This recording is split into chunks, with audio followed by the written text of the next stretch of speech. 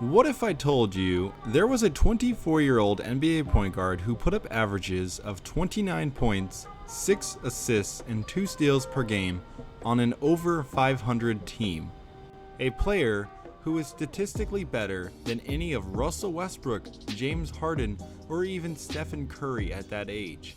A player with a world of potential who even was willing to take a pay cut for the good of his organization. This player was one of a kind and comes with a fascinating story. This player was Gilbert Arenas. Today, we're going to break down the career of one of the NBA's brightest stars who was gone before you even realized he arrived. What went wrong in the career of a face of a franchise player who many had pegged as a future Hall of Famer? Arenas grew up in Los Angeles and attended Ulysses S. Grant High School, one of the toughest schools in California, thanks to the heavy racial tensions in the school during the 1990s, specifically between a collection of Armenian and Latino students. To give you an idea of the environment Arenas grew up in, the year after he graduated, a fight broke out on the campus between two girls. It escalated into a fight involving 200 students, 40 of which had to be detained by authorities. But Arenas kept his eyes on the prize on the court. As a senior, he put up monstrous averages of 33 points, 7 rebounds, 3 assists, and 4 steals per game at a young 17 years of age. After his dominant high school career, Arenas accepted an offer to attend the University of Arizona, foregoing his childhood dream of playing at UCLA. Looking back at this decision, one could argue it was for the basketball opportunity. At Arizona, Arenas was going to get to play with another top high school recruit and future NBA champion Richard Jefferson. But in hindsight, knowing Arizona, I have a feeling they may have offered Arenas a little bit better under the table cash because, the NCAA. At Arizona, Arenas seemed to have a good time. He was known as a class clown who got along very well with his teammates. He fit in very well with the Wildcat system despite playing off the ball for the first time in his short basketball career. He finished his freshman season putting up averages of 15 points, 4 rebounds, and 2 steals per game as Arizona would make it to the second round of the NCAA tournament before losing to Wisconsin. During his sophomore season, however, Arenas and Arizona were not going to take any steps back. Picking up his defensive effort and improving his off-the-ball game, especially in his catch-and-shoot three-point ability, Arenas put up an impressive 16 points per night on 41% three-point shooting. They would cruise through most of the NCAA tournament until they reached the Final Four. Here, Arizona was barely able to hold on to a close game against Michigan State, a very physical team. In the game, Arenas would get, quote, crushed in the chest, end quote, by future NBA big man Zach Randolph. As a result of the injury, Arenas was slowed down in the championship matchup against the Duke Blue Devils. They ended up losing the game. Afterwards, Arenas and 3 of his teammates all decided to enter the NBA draft. Arenas entering the draft at 20 years old with 2 years of NCAA experience after leading the number 2 team in the nation in scoring does not seem like a poor decision at all in today's NBA. But back in the year 2001, players with the same physical tools Arenas had rarely showed any NBA success. The Arenas family threw a draft party for their son. It was going to be his big day. However, the draft night did not go as planned. Pick by pick went, and Arenas did not hear his name. After the lottery had completed, Arenas was literally in tears, and his father was desperately calling coaches and league officials to see if they could still pull him from the draft so he may return to Arizona, which obviously was not going to happen. Thankfully, with the first pick in the second round, number 31 overall, Gilbert Arenas heard his name called by the Golden State Warriors, a bottom-of-the-barrel squad who had only managed 17 wins the season prior. With Golden State, he elected to wear the number 0, the amount of minutes experts claimed he would play in the NBA. Despite playing the shooting guard position in college, Golden State decided they were going to move Arenas back to the point guard slot. With their 5th pick in the 2002 draft, they selected Jason Richardson, a 6'2" two guard, So the 6'3" on a good day, second round pick Arenas had to fit in where he could. Thankfully, he had always preferred being a primary ball handler and was eager to make an impression in the league in any way possible. His contract was for only 2 years after all, so he had to act fast. To his dismay, however, his new head coach was not a fan of playing underclassmen, a stigma which plagued many young lottery picks of the era. Cough cough, Darko Milicic. Regardless, after the All-Star break, management decided enough was enough and it was time to play the young guys. In the final 30 games of the year, which Arenas played as a starting point guard, he managed an impressive 14 points, 5 assists a night. But the team would still finish dead last in the NBA with only 21 wins. That offseason, Arenas worked harder than ever before and returned ready to lead the team as the full-time starting point guard. It was obvious to anyone that he hated losing. He took out most of his bent-up frustration on the court, but was known to throw chairs, break clipboards, and even take cold showers fully clothed at halftime in order to cool off. Teammate Richardson gave him the nickname Baby Ron Artest. In the end, Arenas played in all 82 games, an average of 35 minutes per contest. To give you a point of reference, only Bradley Beal and James Harden saw the court more often last year than the 21-year-old Arenas did in his second season in the league. He finished with averages of 18 points, 6 assists, 4 rebounds, and 1.5 steals per game on the much improved 38-win Golden State Warriors team, but they would again miss the playoffs. To give you an idea of what those numbers look like, only 4 other players in history have averaged those stats at or prior to 21 years of age. They are LeBron James, Magic Johnson, the original Isaiah Thomas, and Allen Iverson. Company unlike any other. Still, the NBA's now awarded Most Improved Player was not yet satisfied. His team was not performing at the level which he would accept, so that offseason he got right back to the grind. During the summer of 2003, the Warriors found themselves in a pickle. Management, teammates, and fans loved Arenas, but as the second round pick during this era, the Warriors could only offer him about $4 million in extending his contract. This was far below what other teams could put on the table. In the end, it was the Washington Wizards' 6-year, $60 million deal he signed. With the failed Michael Jordan era ending, Washington was in rebuild mode and looking specifically to build around the 22-year-old Arenas and fellow young players Kwame Brown and Larry Hughes. During the 2004 season, Arenas had his first bite from the injury bug, dealing with a strained oblique. This affected his ability to attack the rim like he had a year prior. But thankfully, his three-point shooting continued to improve. His defense remained elite, and he got along with his fellow younger teammates really well. In the end, Arenas would only appear in 55 games, but did manage a team-leading 19 points, team-leading 5 assists, team-leading 1.9 steals, and 4 rebounds per game.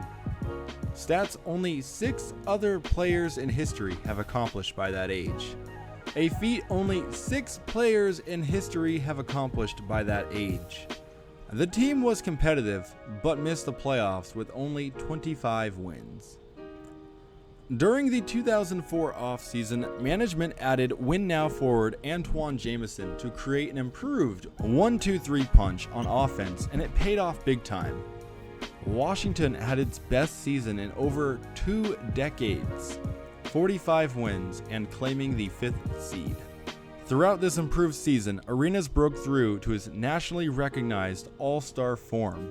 In 80 games, the 23-year-old put up averages of 25 points, 5 assists, 4 rebounds, and 1.7 steals per game, his best season yet. Washington's first-round matchup with the Chicago Bulls was dramatic. Arenas even drilled a game-winning buzzer-beating shot to take Game 5. They would advance to face the Miami Heat in the second round, but here it would come to an end in a 4-game sweep. Nevertheless, Arenas put up a lot of offense in the playoffs, but his shooting touch was missing, common amongst young players in their first playoff run. The 2006 NBA season was another step in a sky-high direction. Washington's management was able to swap a disappointing Kwame Brown for an impressive Caron Butler. And the combination of Arenas, Jamison, and Butler actually ended up being the highest scoring trio in the entire league. Arenas put up monstrous numbers this season. In 80 games, Agent Zero, as the fans nicknamed him, put up the legendary averages of 29 points, 6 assists, and 2 steals per game. This is the stat line never before replicated by a player his age in the history of the NBA.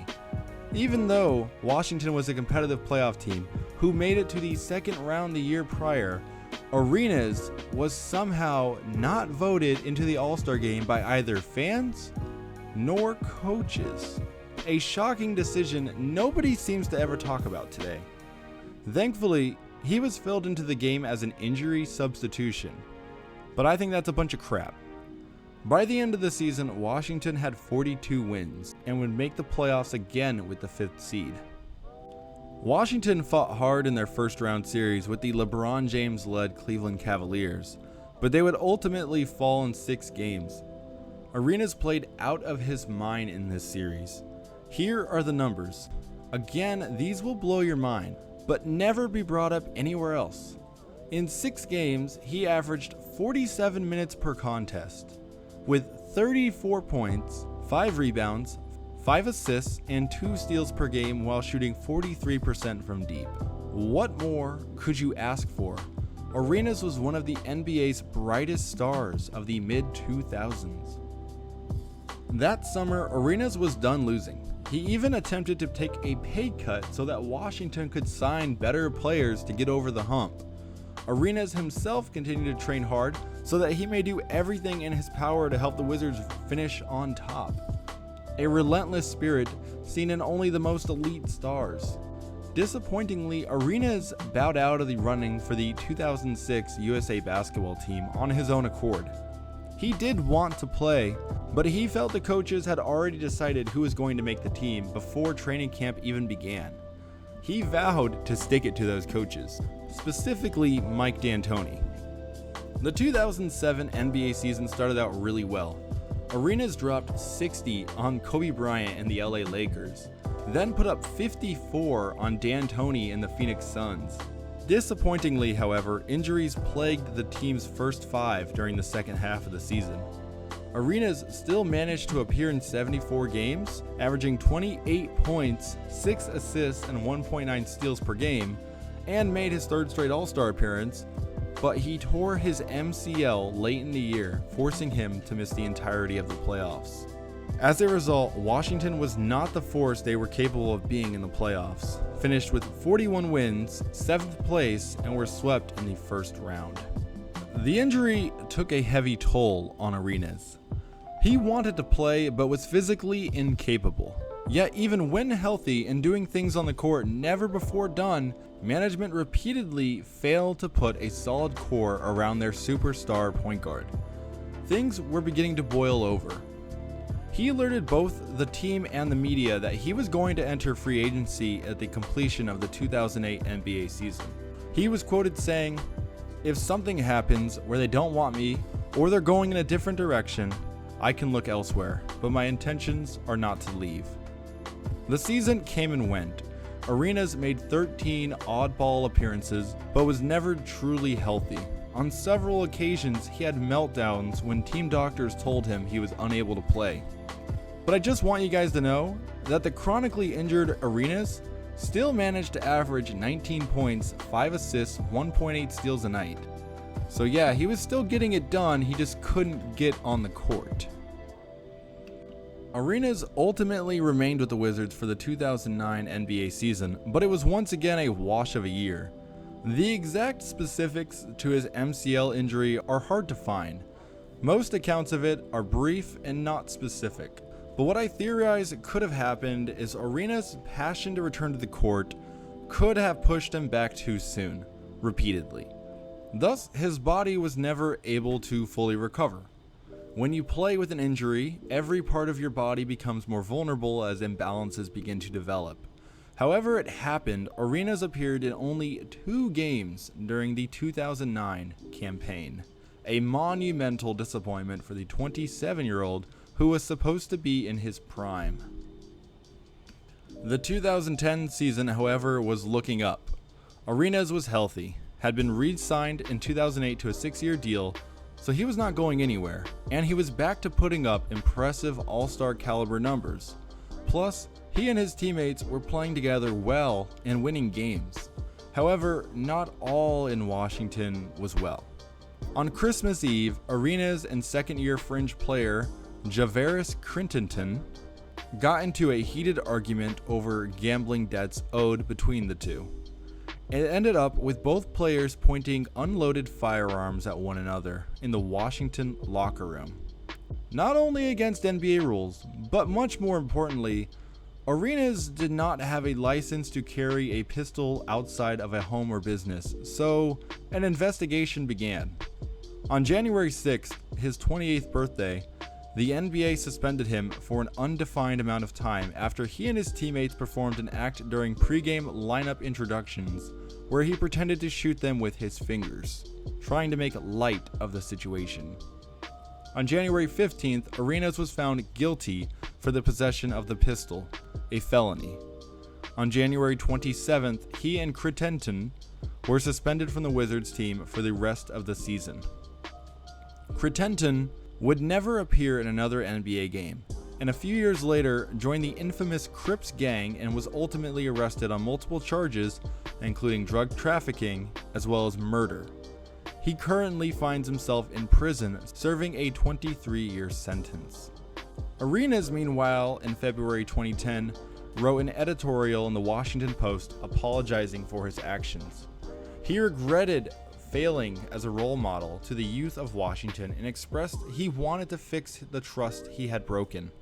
In the fallout, he lost his contract with Adidas, where he had released 2 signature shoes. On March 26th, Arenas was sentenced to 30 days in a halfway house and 2 years of probation. Arenas ruined his comeback season. Before it all spiraled out of control, he had appeared in 32 games and was putting up 22.7 assists a night. A comeback player of the year and all-star frontrunner erased from the season. The 2011 season did not start well for him. Washington was trying to change their team's culture with roster moves.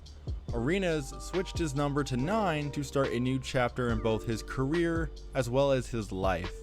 But through 21 games, all of his stats were down, especially his efficiency numbers. Along with this, the team was in the cellar of the East, sitting at 6-18. On December 18th, he was traded to the Orlando Magic in exchange for Rashard Lewis. With the Magic, Arenas switched his number to 1 in honor of his favorite player, Penny Hardaway, once again looking to try to start anew. Orlando was an elite team led by Dwight Howard, and the Magic went on to win 52 games and finished 4th in the Eastern Conference, but Arenas did not truly fit in with the team chemistry. He was the backup point guard to the team's established point guard, Jameer Nelson.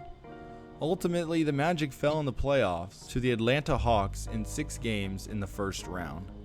His brief tenure with the Magic this season was his least productive of his career. In 70 games between the two teams, he put up a career-low 10 points a night with 3 assists and an abysmal 29% three-point shot. After the NBA lockout of 2011, Arenas was waived by the Magic prior to the start of the shortened regular season. He would remain a free agent until March. Late in the 2012 season, when the Memphis Grizzlies offered him an end-of-year contract. Here, he would back up team star point guard Mike Conley through 12 appearances, where he would put up a career-low 4 points per game in a career-low 12 minutes per night. Arenas' reputation in the league had crumbled to pieces. The Grizzlies would finish with 41 wins and take the 4th seed in the Western Conference, but lost to the LA Clippers in the first round in 7 games.